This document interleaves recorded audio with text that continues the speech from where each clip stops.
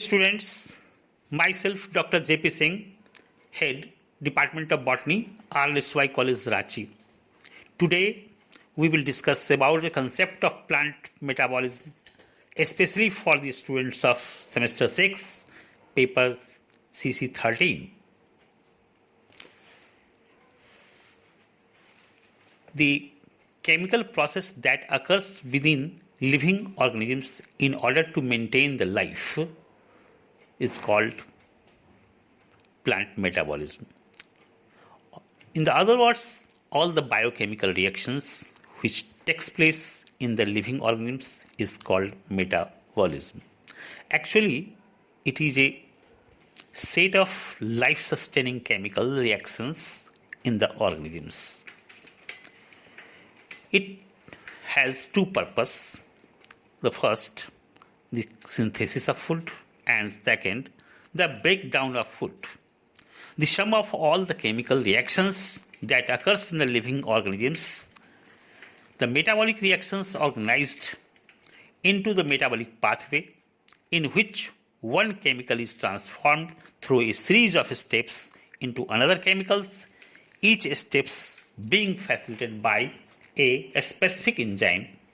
The enzymes crucial to metabolism because they allow organisms to drive desirable chemical reactions that requires energy that will not occur by themselves by coupling them to a spontaneous reaction that release energy. Enzyme acts as a catalyst. They allow the reaction to proceed more rapidly, and they are also allow regulation of rate of metabolism reactions. The metabolism can be classified into two. One, anabolism, and other is catabolism. The anabolic reactions is constructive, whereas catabolic reactions are destructive or breakdown process. The example of anabolic process is photosynthesis, whereas the respiration is the example of catabolism. The anabolism, in which the small molecules forms the large molecules, whereas in catabolism the complex molecules converted into simple inner molecules. The anabolism consume energy, whereas the catabolism release energy. Now we are going to discuss the photosynthesis. First of all, we know what is photosynthesis. The photosynthesis is an anabolic process where carbohydrates are synthesized by the chloroplast containing cell from simple inorganic substance like CO2 and H2O with the help of light, and O2 comes as a byproduct. The equation of the photosynthesis can be given by 6 CO2, 12 H2O in presence of light in the chlorophyll cell forms glucose and water, and oxygen being the byproduct. In this reaction, O2 coming out in a process comes out from CO2, comes out from H2O, not from CO2, as proved by 3 scientists. The first of all, Hills given the experiment, he exposed suspension of isolated chloroplast in water to light in presence of an electron acceptor. He found O2 bubbles to come out in complete absence of CO2. This reaction can be represented by the equation. Second, the Van Niel proof given another experiment. He has given the bacterial photosynthesis with that of higher plant. In his experiment, he used hydrogen sulfide in place of water In this reaction, hydrogen sulfide is produced in place of oxygen. So it is clear that O2 is coming from water, not from CO2. Next experiment given by Riven, he used heavy isotopic oxygen in his experiment. And he proved that O2 only come from H2O, not from CO2. Now we discuss about the modern concept of mechanism of photosynthesis. The scientists have shown that photosynthesis is completed in two phases, which are as follows. One is light reaction and other is dark reaction. The light reaction is otherwise called Hill reaction or photochemical reactions or photolysis of water, whereas dark reaction is otherwise called Blackman's reaction or chemical reactions or fixation of CO2. Now we discuss light reaction. This light reaction takes place in the grana of the chloroplast. It can be explained under the following heading: the transfer of energy, the immersion effect, the two pigment system, and cyclic and non-cyclic photophosphorylation. The transfer of energy. When the photon of light energy falls on chlorophyll molecules, one of the electron pair from ground state passes into the higher energy level called excited state. It comes back to the whole chlorophyll molecules within 10 to the power minus 9 seconds. This light energy absorbed by the chlorophyll molecules before coming back to the ground state appears as a radiation energy, while coming back from excited singlet state is called fluorescence. Now, the immersion effect. Emerson and Lewis, 1943, measured quantum yield at the different wavelength of light.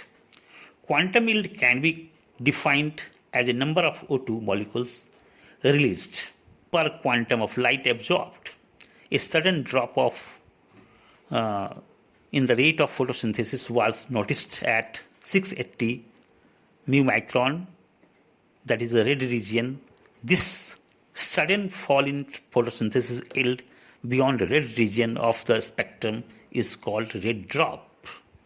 The Emerson further noticed that photosynthetic roll rate can be restored if simultaneously shorter or longer wavelength are provided. This photosynthetic enhancement is referred as immersion enhancement effect or immersion effect. The result obtained by immersion were as under. The photosynthesis at the 700 nm is 10, whereas the photosynthesis at 653 nm is 43.5, and last, the photosynthesis at 653 plus 700 nm is 72.5. Now, to photosystem or the pigment system. Discovery of the immersion effect has clearly shown the existence of two distinct photochemical processes which are believed to be associated with two different specific groups of the pigment called photosystem 1 and photosystem 2. The photosystem 1 constitute pigment like chlorophyll B, chlorophyll A, 660, 670, 680, 690 and keratin white. At the end of energy gathering pigment is present a special type of chlorophyll molecules P700 which absorbs 700 micron of wavelength of light which function as a reaction center. Other pigments mentioned above the function as an antenna in the collecting energy. This pigment system involves in cyclic and non-cyclic photophosphorylation. The photosystem 2 is absorbed by chlorophyll A, 613, 650, 660, 673, 678, chlorophyll 650, phycobilin, xanthophyll, It is also function as antenna. 680 to 690 function as reaction center. The photosystem 1 is active in red and far red light, while photosystem 2 fails to act in far red for light. Now, the difference showing in photosystem 1 and 2. The photosystem 1 reaction center is P700, whereas reaction center of PS2 is P680. In PS1, cyclic and non-cyclic photophosphorylation involves. In photosystem 2, only non-cyclic photophosphorylation involved. It received electron from photosystem 2 during non-cyclic photophosphorylation. But in photosystem 2, receives electron due to photosynthesis of water, photolysis of water. Molecular oxygen is not evolved in this system, but in photosystem 2, O2 evolved during photosynthesis. Cyclic photophosphorylation is independent, but in photosystem 2, it is dependent on photosystem 1. No water is consumed in photosystem 1, but in photosystem 2, water is consumed. Now, at last, the photophosphorylation. The formation of ATP in chloroplast in presence of light is called photophosphorylation. It is of two types, cyclic and non-cyclic. In the cyclic photophosphorylation, the photosystem 1 high energy electron move to NADP through FRS to cytochrome B6 to plastoquinone to cytochrome F to plastocyanin and return to P700. In this process of returns of electron, energy is stored in ATP in between the plastoquinone and cytochrome F. In this photophosphorylation, electron released from P700 return to P700 in cyclic manner, and ATP being synthesized during the electron flow, it is called cyclic photophosphorylation. Now, non-cyclic photophosphorylation. In this chain, high energy electrons released from P680 do not return to P680, but pass through quinone, plastoquinone, cytochrome F, plastocyanin and enters to P700. In this transfer of electron from plastoquinone to cytochrome F, ATP is synthesized. This is called non-photophosphorylation. The main aim of light reaction is to produce NADPS2, ATP and O2. This is the end of today's video. Thank you.